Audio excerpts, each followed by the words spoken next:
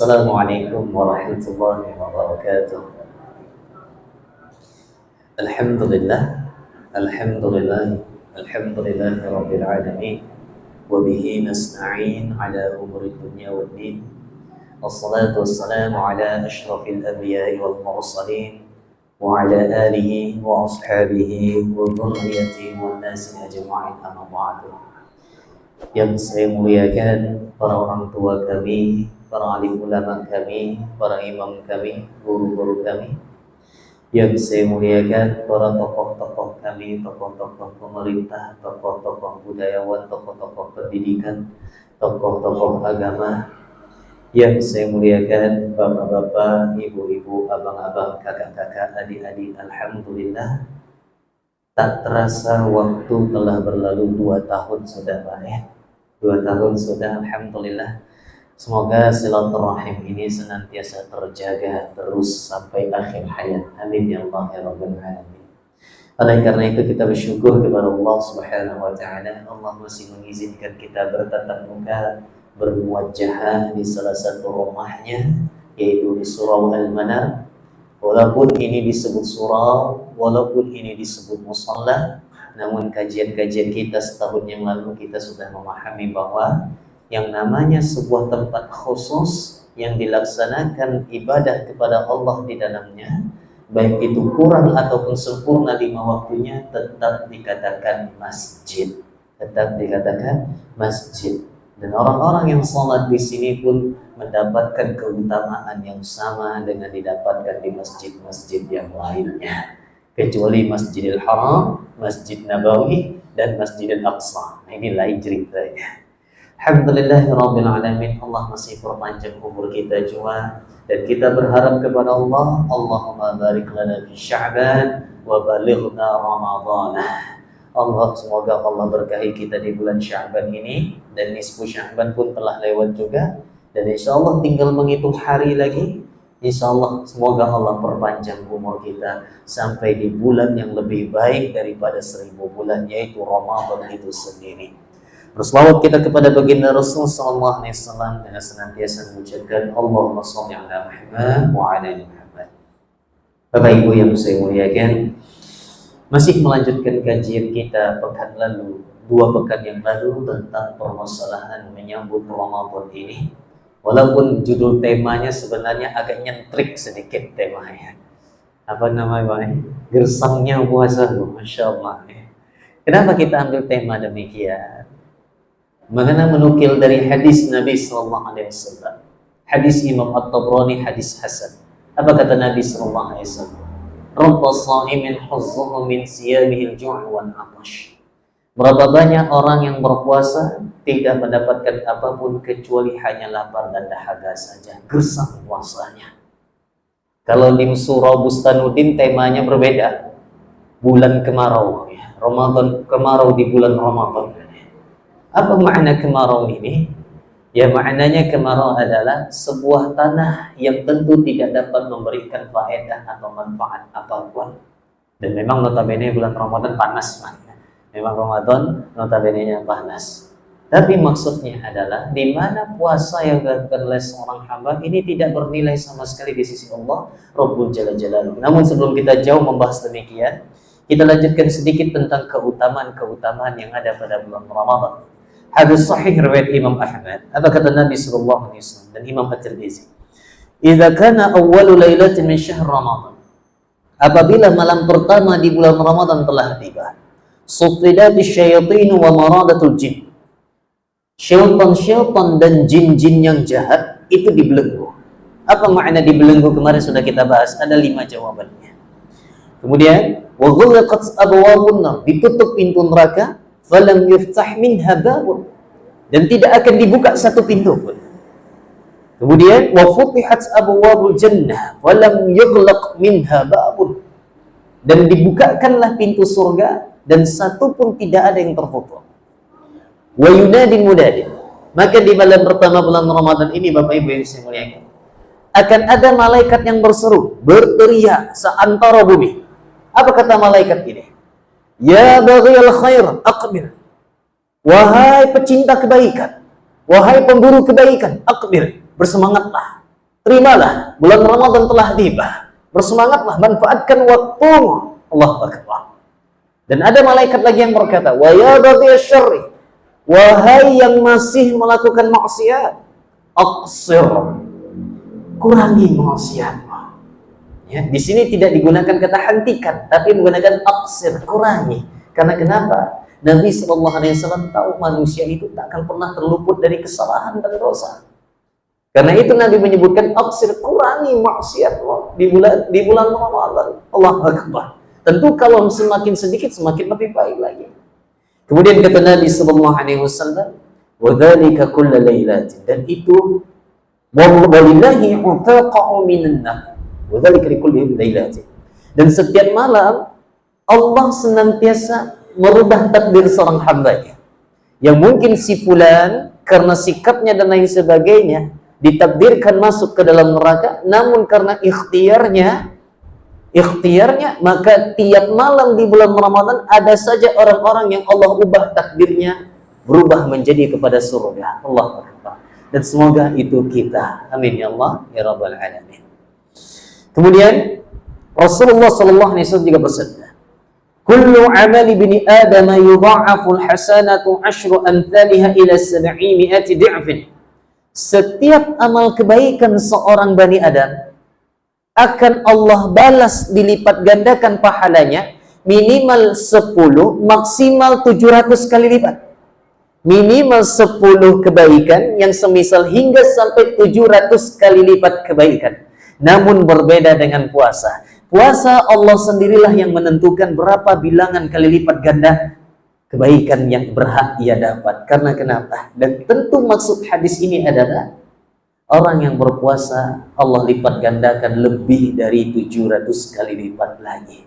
Karena kenapa? Di dalam puasa ada yang namanya kesabaran. Dan yang namanya kesabaran itu kata Allah, innama yuwaffas sabiruna ajrahum bighairi hisab. Sesungguhnya hanya orang-orang yang bersabarlah yang dicukupkan pahala mereka tanpa batas. Selagi dia masih bersabar, Allah alirkan pahala kebaikan kepadanya. Luar biasa. Berbeda dengan amal kebaikan yang lain yang masih punya batasnya, ada 700 kali lipat.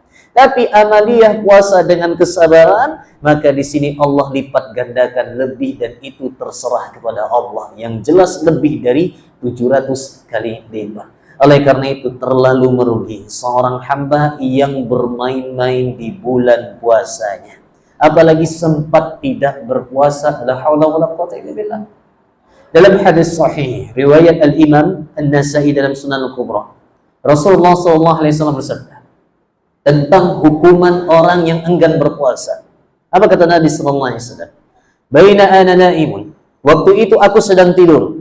Idh atani rajulani fa akhadha bi ba'iyya fa atayya bi jabalan wa'rad. Tiba-tiba datang dua orang kepadaku. Yang jelas dua orang ini adalah malaikat. Kemudian kata Nabi SAW, dua orang ini memegang kedua lenganku, kemudian membawaku ke tempat sebuah gunung yang sangat terjal. Ini mimpi Nabi SAW. Dan mimpi seorang Nabi adalah wahyu. Jadi Rasulullah SAW bermimpi bertemu dengan dua orang. Dua orang ini jelas malaikat. Lalu Nabi SAW dibawa ke sebuah gunung yang sangat terjal. Maka Nabi berkata, maka orang-orang ini berkata kepada Nabi, is'ad, naiklah, panjatlah gunung tersebut. Maka kata Nabi SAW, inilah utiqo, aku nggak sanggup menaikinya. Maka malaikat ini berkata lagi, inna sanusahhiluhu lak, kami akan membantunya untukmu, kami akan memudahkannya untukmu. Maka ketika kata Nabi SAW, maka aku naik. Ketika sudah sampai, ketika dalam perjalanan naik di gunung ini, maka kata Nabi SAW, idza ana ba'aswatin syadidatin, aku mendengar suara teriakan yang sangat kencang, sangat keras, teriakan yang penuh akan penderitaan. Maka aku bertanya, ma hadhil aswat, ini suara teriakan apa? Maka para malaikat menjawab, hadza awa'u ahlin nar, ini adalah teriakan ahli neraka. Kemudian summan tuliqa bih, kemudian kata Nabi SAW, kemudian aku dibawa ke sumber suara teriakan tersebut. Tiba-tiba aku melihat sekelompok orang, baik laki-laki ataupun perempuan, digantung secara terbalik. Bapak Ibu yang saya muliakan, digantung secara terbalik. Mungkin bayangan kita kalau sudah digantung kakinya yang digantung, tidak. Ternyata kata Nabi SAW yang digantung adalah urat kakinya. Bukan tulang kakinya, bukan daging kakinya, uratnya. Digantung secara terbalik. La haula wala quwwata illa billah. Tentu rasa sakit yang sangat luar biasa. Kemudian kata Nabi SAW, di mulut, ujung-ujung mulutnya ini dirobek sampai tenganga dan mengalirkan darah dalam kondisi terbalik, digantung tadi. La haula wala quwwata illa billah. Maka Rasulullah bertanya, man haula'i? Ini orang kenapa?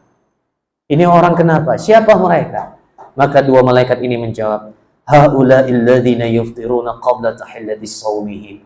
Inilah orang-orang yang berbuka sebelum waktunya untuk berbuka. La ilaha illallah. Ini nasihat untuk diri saya pribadi juga. Berarti kata para ulama, orang yang membuka puasanya tanpa uzur, ya, tanpa uzur, mereka kelak nanti menjadi ahli neraka yang teriakannya paling kencang. Teriakannya yang paling kuat dibanding yang lainnya. La haula wala quwwata illa billah. Apa kata Ali bin Abi Thalib radhiyallahu anhu? Man aftara yawman min Ramadana muta'ammidan lam yaqdihi abadan tulud dahr.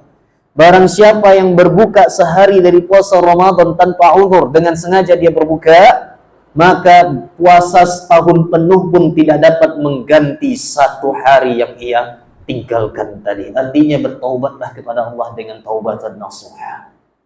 Abu Marwan menceritakan, Ana Ali bin Abi Thalib bin Utiya bin Najashi. An-Najashi dihadapkan kepada Ali bin Abi Thalib. Qad syarib al-khamra fi Ramadan. Karena An-Najashi ini pernah minum khamar di bulan Ramadan. Maka Ali bin Abi Thalib mencambuk An-Najashi ini sebanyak 80 kali cambukan. 80 kali cambukan. Kemudian esok harinya An-Najashi ini dipanggil lagi. Dicambuk lagi 20 kali. Padahal khamar di sini keputusan dari Ali bin Abi Thalib 80 kali. Tetapi esok harinya An-Najashi ini dipanggil lagi. Dicambuk 20 kali lagi, Bapak Ibu yang saya muliakan. Kenapa? Ditanya. Maka kata Imam Ali bin Abi Thalib, darabnaka al-'ishrina li jur'atika 'ala Allah wa iftarika fi Ramadan. Adapun cambuk yang 20 kali ini adalah karena lancangmu kepada Allah berbuka di bulan puasa Ramadan. Allahu Akbar. Kalaulah hukuman ini diterapkan di zaman sekarang, takkan mungkin nampak lagi kaki bergelantungan di rumah-rumah makan yang ditutup dengan terpal. Kalau ditutup dengan tenda biru lain cerita. Tenda biru ingat-ingat yang tempat lain nanti. Allah Akbar. Bapak Ibu yang saya muliakan. Namun beda kasus ada orang-orang yang memang diperbolehkan untuk tidak berpuasa. Siapa saja mereka? Pertama sakit. Sakit yang bagaimana yang diperbolehkan untuk tidak berbuka puasa, untuk boleh dia berpuasa. Baik, di sini kita bahas sedikit saja. Tidak panjang-panjang. Sakit yang bagaimana yang boleh seseorang itu tidak berpuasa. Di sini disebutkan oleh Imam Ibn Rushdi, setidaknya para ulama terbagi kepada 3 pendapat. Yang pertama, pendapat pertama adalah fadhahaba qaumun ila annahu al-marad alladhi yalhaqu min as-sawmi fihi mashaqqatun wa daruratan. Ya, wa daruratan wa bihi qala Malik. Pendapat pertama menyebutkan sakit yang bagaimana seseorang boleh tidak berpuasa, yaitu sakit yang kalau dia berpuasa justru memperparah sakitnya. Kalau dia berpuasa justru memperparah sakitnya, maka boleh dia tidak berpuasa. Lantas bagaimana menggantikannya? Dilihat dulu. Kalau sakitnya memang sakit ini akan panjang, yang memang sudah tidak ada harapan untuk bisa diobati, maka tidak perlu dia membayar qadha. Cukup dia fidyah saja. Cukup dia fidyah saja. Ini jenis sakit yang pertama. Pendapat yang kedua adalah wa dhahaba qaumun ila annahu al-maradul ghalib wa bihi qala Ahmad. Ini pendapat Imam Ahmad. Sakit yang bagaimana yang boleh tidak berpuasa? Sakit secara umum, demam, sakit gigi, apalagi Pak? Pilek yang meradang, ya, batuk yang meradang. Nah, ini boleh untuk tidak berpuasa. Pendapat yang kedua. Pendapat yang kedua ini masih bisa dipakai. Pendapat yang ketiga lebih unik. Pendapat dari mazhab Zahiriyah. Mungkin Bapak Ibu asing mendengar istilah mazhab Zahiriyah. Sebenarnya mazhab ini banyak. Cuma yang terkenal hanya 4. Yang terkenal hanya 4. Di luar sana masih ada yang menggunakan mazhab yang lainnya. Salah satunya Zahiriyah, yang didirikan oleh Imam Abu Daud Al-Zahiri. Pemukanya salah satu imamnya namanya Imam Ibnu Hazm. Ya, punya kitab fikih Zahiriyah namanya Al-Muhalla. Di sini disebutkan bahwa sakit yang bagaimana yang boleh seseorang itu berbuka puasa?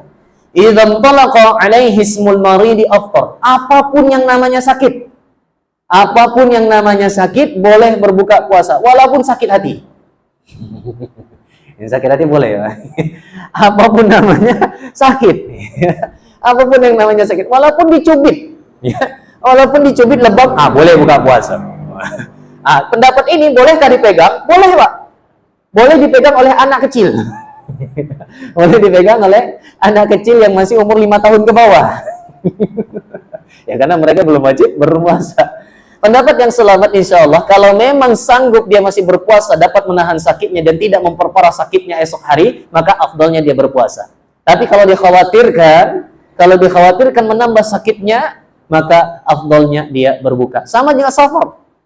Yang kedua, golongan yang boleh tidak berpuasa adalah musafir. Ya, musafir. Di sini dilihat dulu yang bagaimana, apakah afdal dia menahan ataukah afdal dia berbuka. Dilihat dulu kondisinya.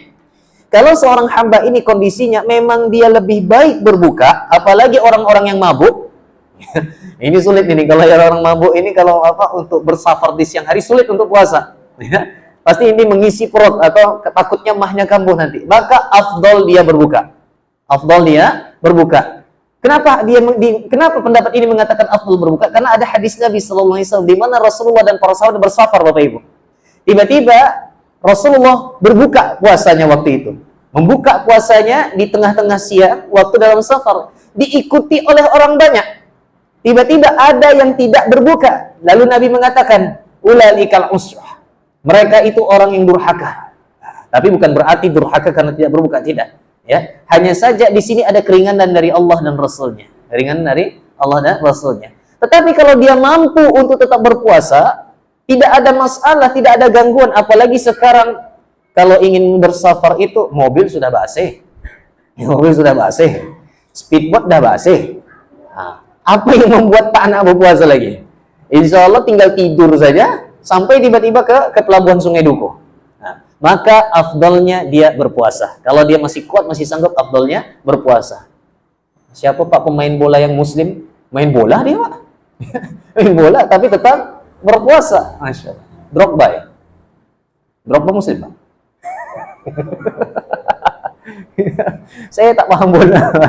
Saya tidak paham bola. Wallahu a'lam ya. Karena ada saya tengok-tengok di video Instagram, ada pemain-pemain bola muslim ini yang dia berpuasa. Dia berpuasa padahal sedang main bola. Tak heran ya. Afdalnya kalau memang tahan silahkan berpuasa. Sama seperti tahun kedua Hijriah di mana Rasulullah SAW berperang.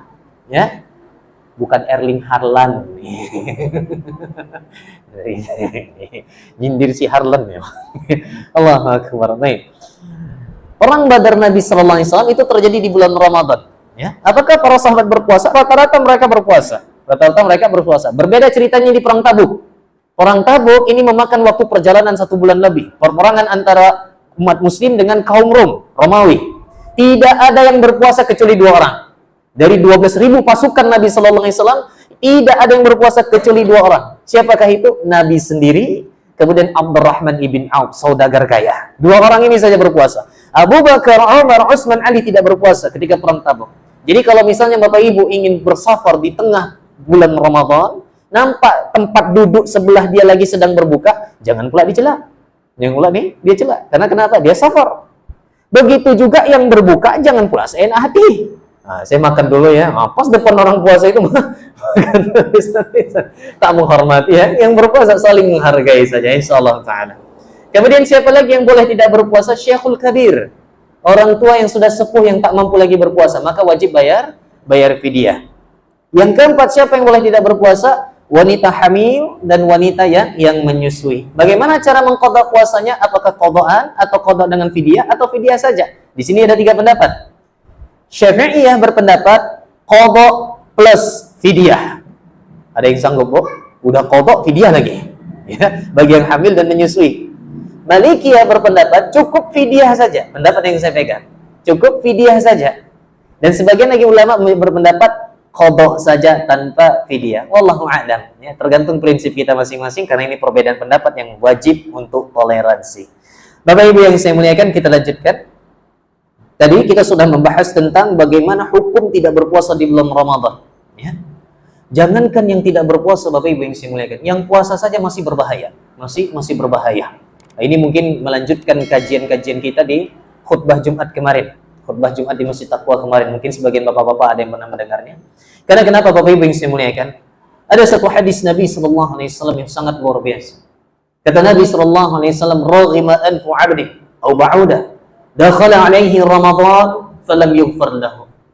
Celaka seorang hamba, telah datang bulan Ramadan kepadanya, namun tak satu pun dosanya Allah ampuni. La haula wala quwwata illa billah. Telah datang Ramadan kepadanya, namun tak satu pun dosa-dosanya Allah ampuni. Apa kata Imam Al-Qatadah dalam kitab Lataiful Ma'arif yang ditulis oleh Imam Ibn Rajab? Man lam yughfar lahu fi Ramadan, fala yughfar lahu fi ma siwah. Siapa yang tidak Allah ampuni di bulan Ramadan, bagaimana lagi di bulan lainnya? Karena kenapa? Tidak ada bulan yang lebih istimewa dibanding bulan Ramadan, yang dimana rahmat Allah sangat luas. Mudah saja mendapatkannya. Melakukan kebaikan sekecil apapun Allah lipat gandakan lebih dari 700 kali lipat. Allahu Akbar. Walaupun hanya sekedar nampak secuil paku, sebongkah paku, ya, sebatang paku yang ada di tengah jalan kaum muslimin, Bapak Ibu berhenti kemudian disingkirkan paku tersebut. Allahu Akbar, itu sudah mendapatkan keutamaan yang sangat luar biasa yang dilakukan di bulan Ramadan. Ya, tetapi jangan lupa juga, bermaksiat di bulan Ramadan pun juga Allah lipat gandakan dosanya. Wa na'udzubillahi min dzalik. Adil, setara dengan pahalanya juga. La haula wala quwwata illa billah. Rasulullah sallallahu alaihi wasallam juga bersabda di hadis yang tadi kita baca, "Rubbas sha'imin hazzuhu min siyamil ju' wal 'atash." Berapa banyak orang yang berpuasa, kata Nabi sallallahu alaihi wasallam, tidak mendapatkan apapun kecuali hanya lapar dan dahaga saja. Na'udzubillahi min dzalik. Apa tafsir, apa syarah dari Imam Al-Baydawi? Al-Imam Al-Baydawi berkata, "Laisa al-maqsud min syar'iyyati as-shaum min al-ju'i wal 'atash, bal ma yatba'uhu min kasri syahawati wa tatbi' an-nafs al-amarah al-nafs al-mutma'innah. Fa idza lam yahsul dzalik la yanzuru Allah ilaihi nadhara al-qabul." Tujuan syariat puasa, Bapak Ibu yang saya muliakan, ini nasihat untuk yang berbicara juga. Tujuan syariat puasa adalah bukan hanya sekedar menahan lapar dan dahaga saja, melainkan tujuan hakikat puasa adalah membawa hawa nafsu yang tadinya bersifat amarah bisu, yang tadinya liar. Karena hawa nafsu kita ini hukum dasarnya sifatnya amarah bisu, senantiasa mengajak kepada keburukan. Maka karena itu Allah sediakan 1 bulan, syaitan Allah belenggu.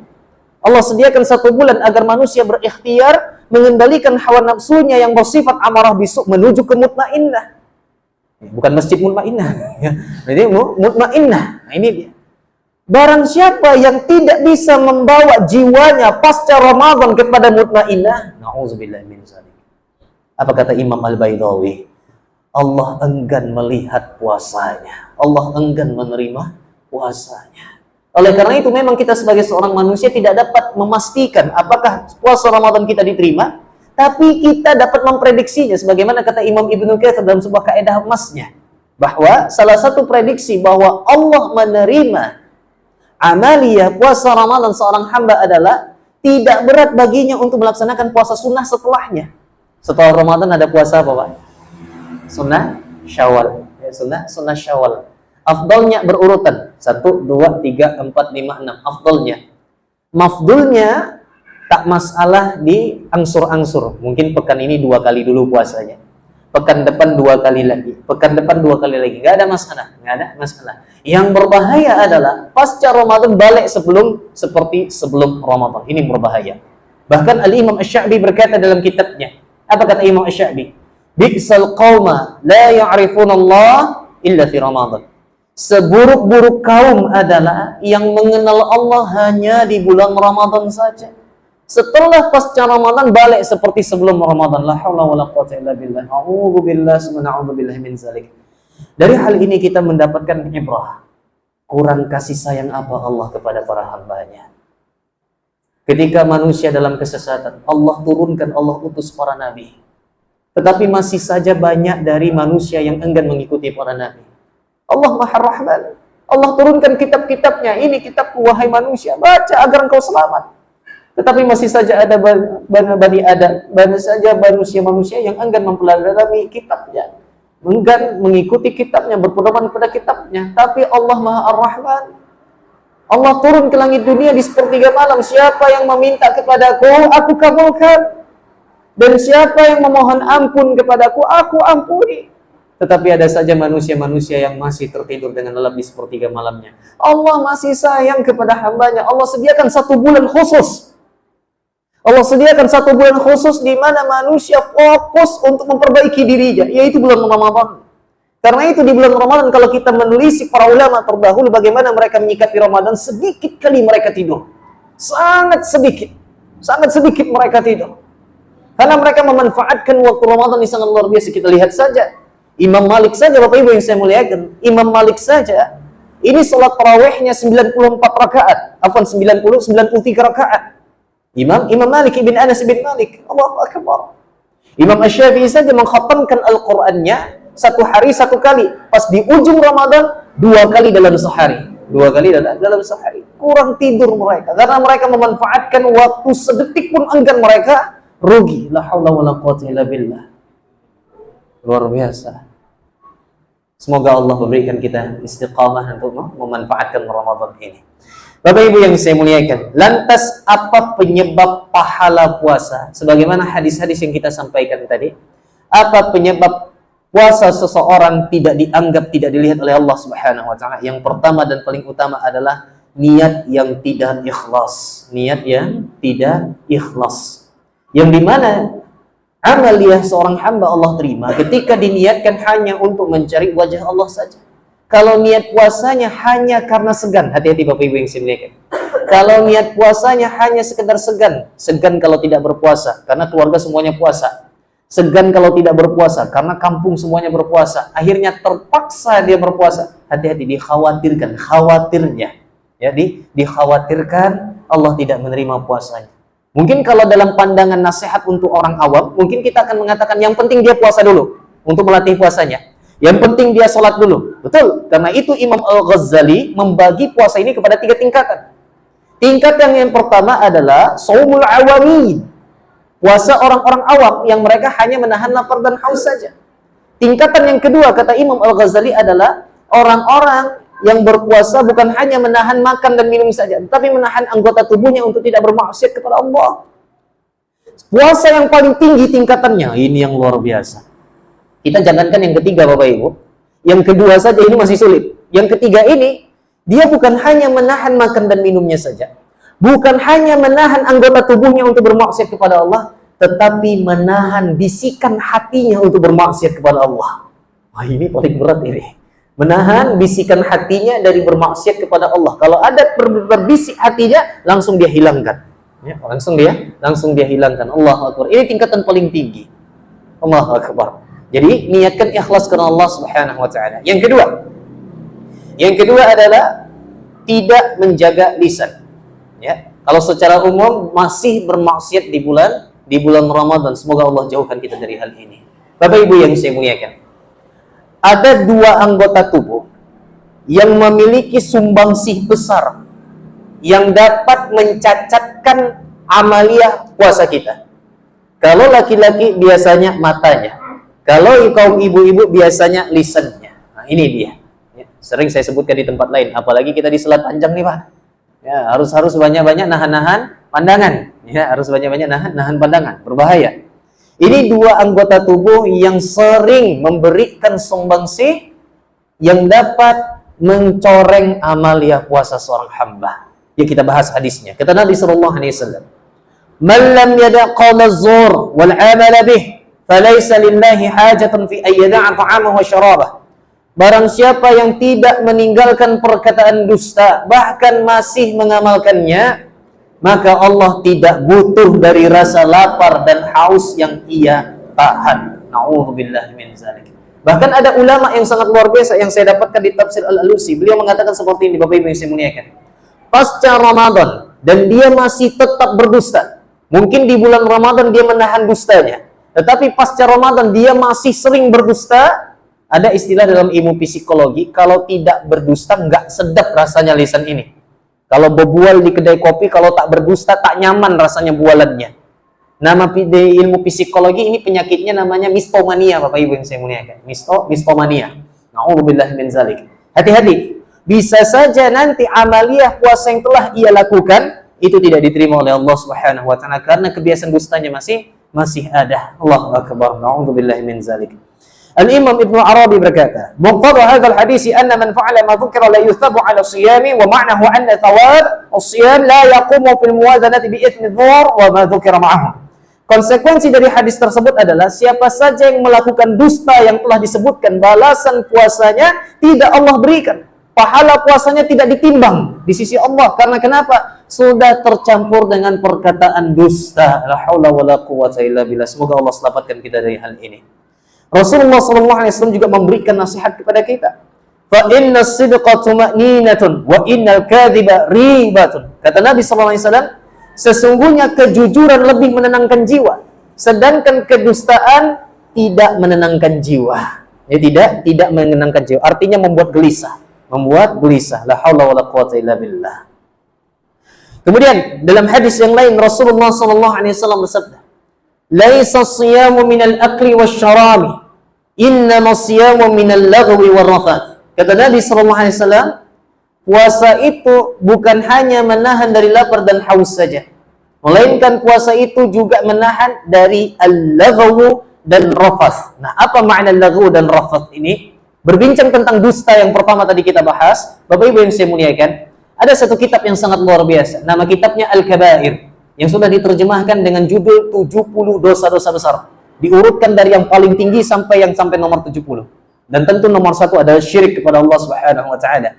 Dan yang luar biasanya membuat mata ini terbelalak dan bulu kuduk merinding, Al-Imam Adz-Dzahabi memasukkan dusta sebagai dosa besar raqmur rabi', nomor 4. Nomor 4, la haula wala quwwata illa billah. Lalu ada sebuah perkataan dari sahabat Ibnu Mas'ud radhiyallahu anhu. Apa kata Abdullah bin Mas'ud? Di zaman kalian sekarang, dusta engkau anggap adalah dosa kecil. Sedangkan di zaman kami, di masa Nabi SAW, ketika Rasulullah masih hidup, dusta ini kami anggap sebagai dosa yang sangat azim. Na'udzubillahi min zalik. Sekarang kita kembali tentang apa makna al-lagwu dan rafath ini. Adapun al-lagwu, kata Imam Asy-Syaukani dalam Nailul Awtar, adalah al-kalamul ladzi la asla lahu minal batil wasyibh. Perkataan sia-sia dan semisalnya yang tidak berfaedah.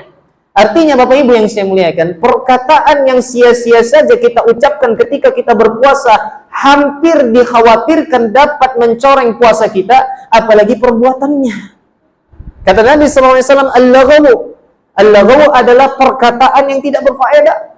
Ya, perkataan yang tidak berfaedah, tidak ada manfaatnya. Jangankan manfaat di akhirat, di dunia saja tidak ada manfaatnya. Namun dia ceritakan juga, hati-hati, perkataan yang tidak berfaedah saja dapat mencoreng amal puasanya, apalagi perbuatannya.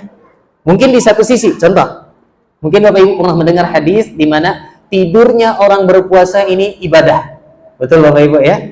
Namun ketahuilah bahwa hadis ini dhaif. Hadis ini dhaifun jiddan, tidak valid dari Nabi sallallahu alaihi wasallam. Namun maknanya bisa benar. Bisa betul ketika tidur orang berpuasa ini bisa dapat pahala, tapi bisa juga menjadi dosa. Kapan? Dapat pahala ketika misalnya Bapak Ibu habis salat subuh, duduk sebentar di sini zikir pagi, kemudian sudah masuk waktu isyraq atau syuruk, silahkan salat 2 rakaat, setelah itu pulang tidur. Nggak ada masalah. Nggak ada masalah. Mungkin tadi udah ngantuk bangun sahur tadi. Silahkan tidur lagi setelah dari salat syuruk tadi. Jam 9 bangun. Jam 9 bangun, jangan ngelantur. Jam 9 bangun, salat duha 12 rakaat. Insya Allah Bapak Ibu bisa. Apalagi tadi Bapak Ibu sudah melaksanakannya. Ya, Ibu ya, sudah melaksanakan tadi ya, insya Allah. Ya. Allahu Akbar. 12 rakaat, setelah itu salat zuhur. Setelah salat zuhur dengan sunnah qabliyah ba'diyahnya, bergumamlah di dalam hati, ya Allah, ini masih panjang waktu berbuka lagi ya Allah. Waktu asar pun masih panjang. Panas berdengkang luar biasa. Ya.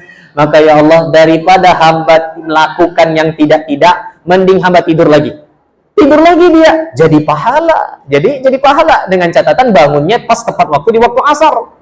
Tapi tidur di bulan Ramadan bisa menjadi dosa. Kapan? Ba'da subuh lanjut tidur sampai jam 1:30. 1:30 salat zuhur. Lanjut tidur lagi sampai jam 5. Jam 5 salat asar. Baru pergi cari takjil. Hati-hati tidurnya makruh. Tidurnya makruh. Ya Allahu Akbar. Pas sudah berbuka, tidur pula lagi sebelum Isya. Astagfirullahaladzim. Nabi membenci tidur sebelum Isya. Nabi tidak menyukainya. Allah Akbar. Ini masih tidur saja terus. Nah, ini tidurnya jadi dosa. Nah, ini dia. Allah Akbar. Dan mungkin juga pernah kita dengar hadis bahwa mulutnya orang berpuasa ini bau kasturi. Apakah hadis ini sahih? Sahih, Bapak Ibu ya. Hadis ini betul. Cuma jangan dijadikan candaan pula. Ya, pas di depan istri yang lagi tidak berpuasa, ya Allah Akbar. Mulutnya abang lebih harum daripada mulutnya adek. Allah Akbar. Nah, ini hati-hati ya, jangan dijadikan candaan pula. Maksudnya adalah mulutnya orang yang berpuasa ini lebih baik. Lebih baik di sisi Allah Subhanahu wa taala karena dia bersabar patuh kepada Allah Rabbul Jalla Jalaluh. Nah, ini dia. Jangan pula dijadikan pula nanti. Ah, ini dia. Ini nggak boleh Bapak Ibu yang saya muliakan. Terkadang muncul aja nanti di Instagram atau di Facebook ada yang jadikan lawakan. Jam 5 belum juga berbuka, masih menunggu, pas nengok kurma udah mirip kecoa mirip kurma katanya. La ilaha illallah. Ini nggak boleh. Ini nggak boleh. Khawatirnya ada indikasi istihza biddin. Apa istihza biddin? Menjadikan agama sebagai bahan tertawaan, bahkan bahan candaan. Ya, padahal dia sedang beribadah kepada Allah. Ketika sedang berpuasa ini, Bapak Ibu yang saya muliakan, salah satu keistimewaan Bapak Ibu berpuasa, apa yang Bapak Ibu ucapkan ini mustajab. Jadi Bapak Ibu tidak perlu menunggu waktu mustajab lagi. Dari setelah sholat subuh, setelah imsak, ya, setelah masuk waktu imsakiyah, ya, masuk imsak, udah azan nanti subuh, apa yang Bapak Ibu ucapkan itu mustajab sampai Bapak Ibu berbuka. Jadi hati-hati, ya, hati-hati. Nah, ini dia Bapak Ibu yang saya muliakan. Jadi perkataan yang tidak berfaedah saja bisa membuat pelakunya amaliyah puasanya menjadi tidak berkah, apalagi perbuatan, ya. Bahasanya teringat mungkin masa-masa kecil dulu, ya, lagi belajar puasa, tapi waktunya dihabiskan main di rental PS. Ya Bang, antar rental PS1, antar rental PS2, sekarang nggak ada lagi. Tidak ada lagi. Sekarang warnet, sekarang Allah Akbar. Atau misalnya anak muda zaman sekarang menghabiskan waktu puasanya dengan main game terus. Hati-hati. Karakter game banyak yang tidak berkain. Banyak yang tidak berkain. Hati-hati, bisa rusak amal puasanya. Kemudian ar-rafath. Apa itu rafath? Rafath kata Imam As-Suyuti dalam hasyiahnya adalah yutlaqu 'ala at-ta'ridi bihi wa 'ala al-fuhshi fil qaul. Rafas ini digunakan untuk kiasan perkataan keji dan kotor. Perkataan keji dan kotor. Wa na'udzubillahi min dzalik. Bapak Ibu yang saya muliakan, inilah dua hal yang paling banyak membuat puasa kita menjadi sia-sia. Wa na'udzubillahi min dzalik. Dan yang ketiga jelas melalaikan waktu untuk beribadah kepada Allah Subhanahu wa taala. Bapak Ibu yang saya muliakan, mungkin yang sedikit ini yang dapat saya sampaikan. Menyambung kata sambutan dari Pak Ketua tadi, insyaallah. Menyambung dari kata sambutan Pak Ketua tadi, saya juga secara pribadi memohon maaf sebesar-besarnya selama 2 tahun lebih ini. Alhamdulillah saya diizinkan menyambung silaturahim kepada Bapak Ibu semua, mengenal Bapak Ibu semua di Surah Al-Manar ini. Alhamdulillah, kalau ada silap kata, silap bahasa yang menyinggung hati, menyakiti hati, mohon maaf sebesar-besarnya. Kalau ada perbuatan yang tidak mengenakan juga, mohon maaf sebesar-besarnya. Karena yang berbicara ini hanya manusia biasa juga. Walaupun mungkin dia menyampaikan qala Allah wa qala Rasul, tapi dia juga manusia biasa yang tidak terlepas dari kesalahan dan sangat jauh dari kata sempurna. Mohon maaf zahir dan batin. Amin ya Allah ya rabbal alamin. Sedikit kita mengangkat tangan kepada Allah Subhanahu wa taala. Semoga penutupan pengajian kita pada hari ini Allah berikan keberkahan. A'udzu billahi minasyaitonir rajim. Bismillahirrahmanirrahim. Alhamdulillahi rabbil alamin. Hamdan syakirin, hamdan na'imin, hamdan yuwafi ni'amahu wa yukafi mazidah. Allahumma shalli wa sallim ala nabiyyina Muhammadin sallallahu alaihi wasallam wa alihi wa ashabihi wa man tabi'ahum bi ihsanin ila yaumiddin. La ilaha illa anta subhanaka inna kunna minadh dhalimin. اللهم أنت ربنا لا إله إلا أنت خلقتنا ونحن عبيدك ونحن على عهدك ووعدك ما استطعنا نعوذ بك من شر ما صنعنا نبوء لك بنعمتك علينا ونبوء بذنوبنا فاغفر لنا فإنه لا يغفر الذنوب إلا أنت اللهم اغفر لنا ولوالدينا وارحمهم كما ربونا صغارا ولسائر المسلمين والمسلمات والمؤمنين والمؤمنات الأحياء منهم والأموات برحمتك يا أرحم الراحمين اللهم ارزقنا حلالا طيبا فإنك خير الرازقين اللهم ارحمنا فإنك خير الراحمين اللهم انصرنا فإنك خير الناصرين خصوصا للإخواننا الذي في فلسطين المستضعفين في كل مكان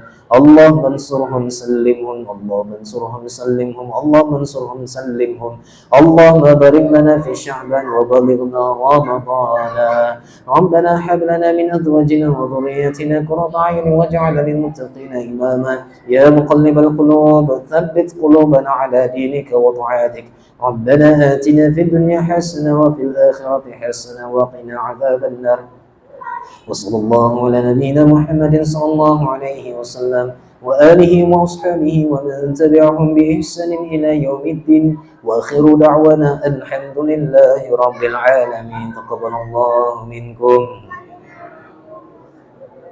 سبحانك اللهم وبحمدك أشهد أن لا إله إلا أنت أستغفرك وأتوب إليك السلام عليكم ورحمة الله وبركاته Lupa saya minta tolong satu cepretan jadilah